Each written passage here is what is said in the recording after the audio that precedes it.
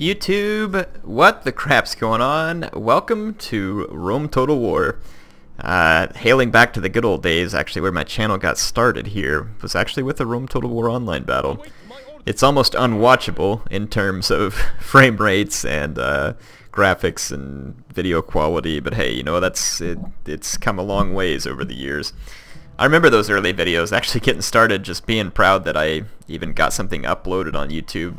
Obviously didn't know how to make it really look particularly good. Loved Prince of Macedon's videos, and I was watching all the Total War battles I could get.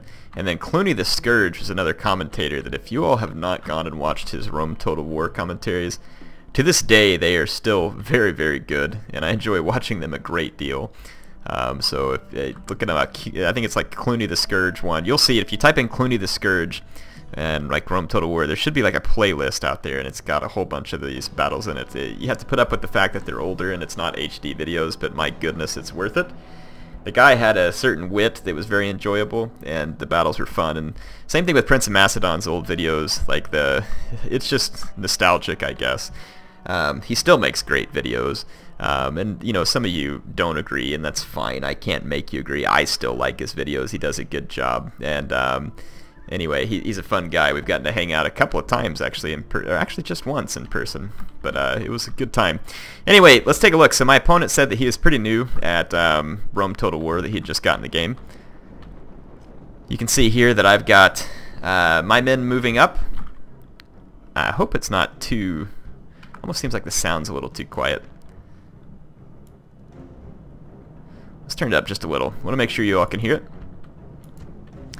So let's get back into the battle. Yep, so I've got a Carthaginian rush army that I've used against Macedon with mixed results.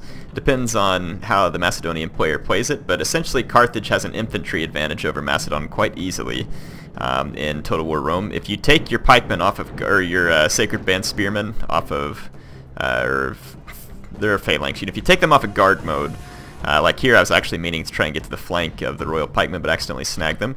Over here we start a cavalry engagement. My opponent sends 2 Macedonian cavalry at my Sacred Band, and he will overwhelm me here, but he's going to get rear charged by another Sacred Band, and then my infantry is going to be able to pin.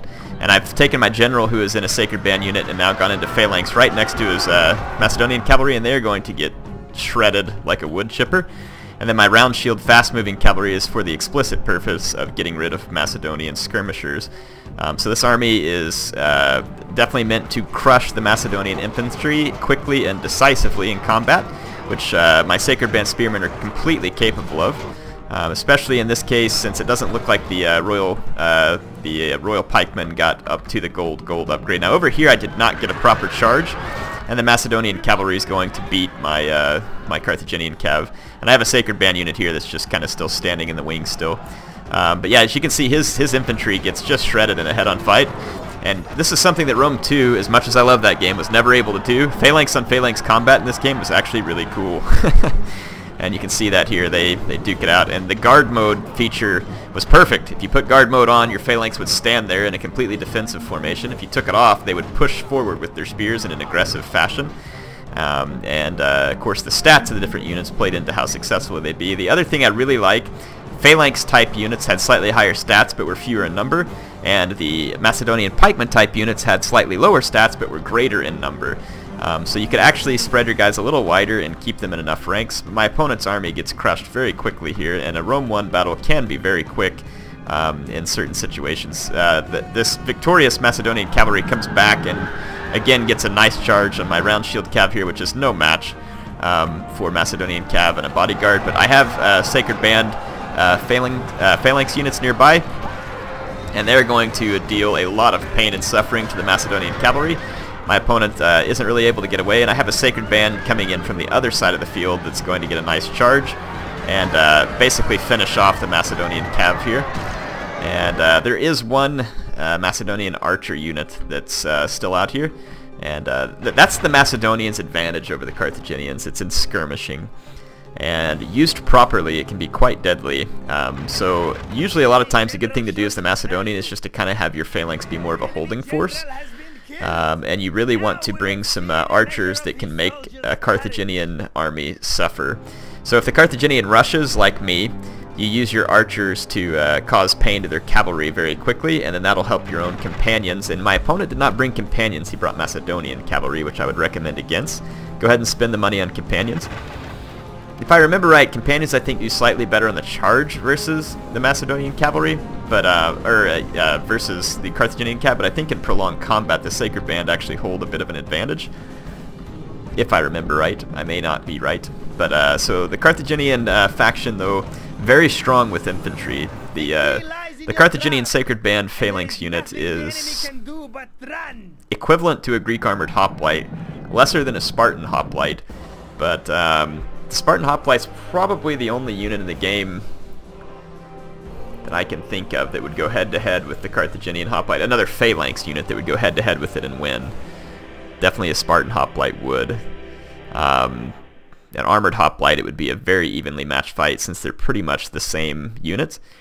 But yeah, Royal Pikemen are a great pike unit, probably the best Macedonian pike unit in the game, but they will get chipped by some of those Greek phalanx units because their stats are a little higher.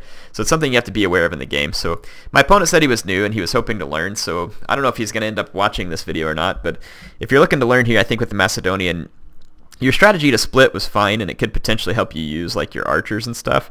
In this case, I had a rush army, so I was going to give you very little time to think, and that's part of my strategy. So your strategy was to split, hopefully get some good shots with your archers. Maybe your opponent doesn't know where to go. The downside to that strategy, of course, is can you control your troops well enough, which in this case you weren't able to, and he admitted for the end of the game. And it's challenging. I can't do it, and I don't usually split my army because of it. The rush army, on the other hand, that I used is actually kind of designed for someone to not have to worry about micromanaging as much. You're going to put your opponent on the defensive and make them have to manage several engagements. However, with some quick initiative, they can turn your rush into kind of a disaster if they interrupt you in a way that you don't expect. It requires your phalanx charge to be timed, and that's another thing I loved about Rome 1. You can kind of phalanx charge your men forward and get your pike troops around pretty quickly. I don't know, it's just definitely a lot of fun here. And if you look, my Sacred Band infantry that got engaged with his Royal Pikemen did extremely well against them. You can see they inflicted a lot of casualties. This Sacred Band cavalry here also got a lot of kills. And of course the round shield cavalry, its express purpose, as I said, is just to get a hold of enemy skirmishers. And actually it was the round shield cavalry that got all those kills, so that's all archers and routing units. So the round shield is fast moving, it can catch archers very quickly, and it can kill them quite quickly with their sword in combat. It is vulnerable to missile fire though. But the idea is that if the Macedonian player does an army where they're expecting you to skirmish with them some, and maybe they bring some Cretans or some other units, they will have had to spend a decent amount of money on that, which means you have an infantry advantage. So the idea is you rush your infantry, simply engage the Macedonian cavalry, and if the Macedonian does not have as many infantry as you can peel one infantry off into a cav fight and hopefully swing that in your favor, because sometimes the Macedonian cav will beat your Carthaginian cav. In fact, we could go look at the stats real quick just for the sake of curiosity. So if we could just go into a custom battle here real quick and pick Carthage and move on in, and let's pick Macedon for a CPU player here. So for Carthage, again, the Sacred Band is going to be superior to any infantry that the Macedonian can field, but if we look at the Sacred Band cavalry, it's 11, 18, 6 as far as their stats, so 11 attack, 18 defense, 6 charge. Let's check out the companion cavalry, which is I think what my opponent should have used. Yeah. So 11, 18, 6, so exactly. The companion cavalry, when they get the charge, will cause a lot of damage to the Sacred Band cavalry. So my opponent, though, brought this Macedonian cavalry, which is just plain outmatched by the Sacred Band. And of course, I had my Sacred Band cavalry upgraded, and I would recommend that you would have upgraded your companions if you brought them too. So I think maybe a better counter to what I brought here as far as a rush army goes would have, I think you stick with the Royal Pikemen. I would put my general in a companion cav probably. They're more likely to live against a Carthaginian opponent in that case. So I would definitely get gold companion cav. I would think you want at least 5 Royal Pikemen. What's the deal with the... Yeah, we're going to go with 15,000 denarii. There we go. And let's get back into that Macedonian army here. So we have 2860 left. And then I would have brought a considerable number of archers. So that would have been what I would typically try and do against a Carthaginian player. You may very well lose the infantry fight. And you can always bring another royal pikeman here if you want. You still have plenty of money for a lot of archers. And it's not a bad idea to give these guys like an attack upgrade up to gold. And see, I can afford 6 archers here with 6 infantry and 4 cav. So basically your archer's goal would be to cause damage to my cavalry, and then you get a good charge with your companions. They do some damage while my infantry is trying to overwhelm your own. At this point, if you've matched my infantry, I can't peel off into the cavalry fight per se because you could do the same, and your archers at that point can be firing into my cavalry and helping to tip the tide of that battle. So that's an advantage that Macedon has here. Their units, they can bring a few more men to this fight, and of course you have other options too. Like if you didn't want to bring quite as many archers, you could just bring a couple if you want, and you could even throw in some Greek cav here to help fend off the round shields. There's an idea right there, and you still come out with an, you wouldn't have an infantry advantage, but you'd have the archers, and your cavalry would have an advantage on the charge. Just throwing some ideas your way here, just to kind of give you an idea. Sometimes Macedonian players like to go big on skirmishers, so they would bring Cretan archers, which are considerably more expensive. Sometimes you can bring some Cretans and a mix of others. They have very long-range missiles, and again, you're still able to field a pretty considerable army. In fact, I can still get 6 infantry here. So that gives you an idea of another thing you can bring. These Cretan archers, as you can see, have an 11 missile damage, which is better than these guys even if they're not upgraded. You can always ditch those archers and just upgrade Cretans as well. And the Cretans can put down some pretty serious hurt here with 14 missile damage and very long-range missiles. So just a couple of different options you have with the Macedonians. So Carthage and Macedon is actually a pretty fun matchup in Rome. They each kind of have a distinct advantage over the other. Definitely skirmishing for Macedon in this case. Cavalry, again, just depends on whether or not the Carthaginian cav can get into combat without being charged properly by the Macedonian. And you could use your round shields to absorb the charge of the companions, and then send in your